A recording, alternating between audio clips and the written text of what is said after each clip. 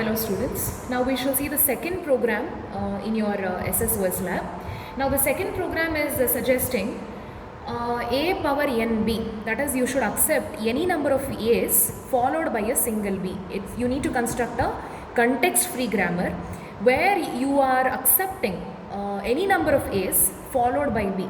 But there are two versions here for this program where n value, that is a power n value, the input of n you can define, or you can accept infinite number of a's here, that is n can be infinite, or you can set the value of n value to a finite value. Now both the versions I shall show you. Now we shall see the program here. Now if you see the first program, if you see the first type of the second program where a number of a's are infinite in number, where my number of a's are infinite in number, it is a YAC program here. So in order to write the YAC program, first I should write the lex part. That is, first I should accept the tokens here. Now my tokens are what can be expected, a and b. As I am accepting any number of a's followed by a single b, so my tokens here are a and b. So that is what I have written. If you encounter a, return capital A. If you encounter b, return capital B to the YAC part or to the syntax analyzer. If any other character such as /n, return /n itself. That is, return the ASCII value of /n itself. Now looking into the YAC part, the tokens that are returned from the lex part are a and b. Now I am writing the grammar here. Now the grammar, the start symbol of the grammar is yes, where s can start with a, there can be any number of a's, that is s1, followed by a single b. Now the number of a's can be 0 number of a's as well, n can be 0 as well. So you should accept single b as well, even a single b accepted, even that is valid. Now this a can be a single a, so this s1 can be epsilon here. If I depict it as a semicolon, it is an epsilon here. Or a s1, that is any number of a's followed by s1, that is I am writing a recursive grammar here. That is a, s1 can have the value as a followed by s1, that is a recursive grammar. Now if you see the, again, acceptance of the input, again it is accepted by from the console or from the terminal. So yyparse is again a YAC library function in order to start constructing the syntax analysis part. Now if you see the execution steps,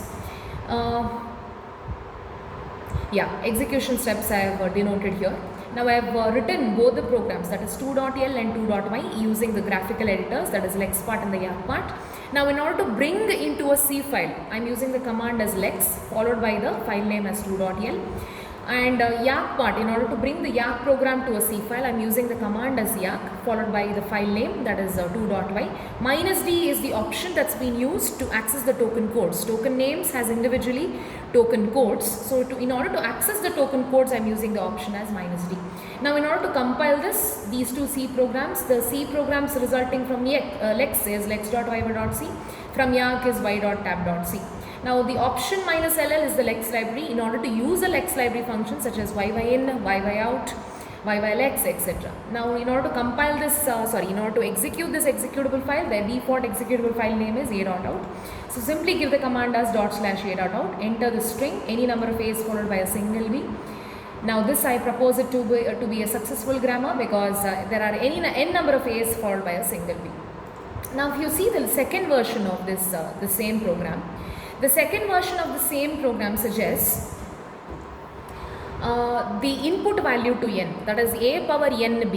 N is of a specific value, n should be of a specific value. So a's, I have restricted the number of a's here as 0 to 5.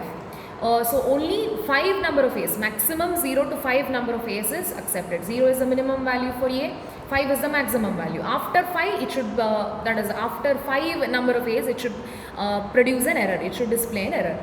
So for a, from 0 to 5 I am returning the token as a. For b, just simple as it is as capital B. Any other character I am returning it from YY text. And if it is /n, it returns 0. If it is /t, don't do anything. If it's a semicolon, that the action part of this, if it's a semicolon, then don't do anything. Now the grammar as well, I am writing it here. That is expression 1. What is expression 1? It can be any number of a's, any number of a's followed by a single b. Now this any number of a's, I am restricting it to to 5 number of a's. After 5 number of a's, it should produce an error. Similarly, YY it's as it is, the default input is accepted from the terminal. Otherwise, if it's not possible to construct the syntax tree, it goes to YY error. Now, if you see the execution steps, of this part, I've changed the file names here, that is 21.l and 21.y, that is I've written it separately for lex and yak part. Similarly, carry on with the same steps. Lex command in order to convert your lex program to C program, yak command in order to convert your yak program to C program. The resulting files are lex.yy.c and y.tab.c. -ll is the option of lex library. Now I've entered more than 5 A's here. Enter the string, it's being prompted.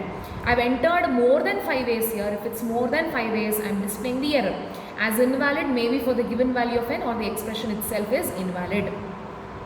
If I'm accepting only one number of A, it is displaying it as valid. I hope you got the difference between the two versions of the same program, where it is suggesting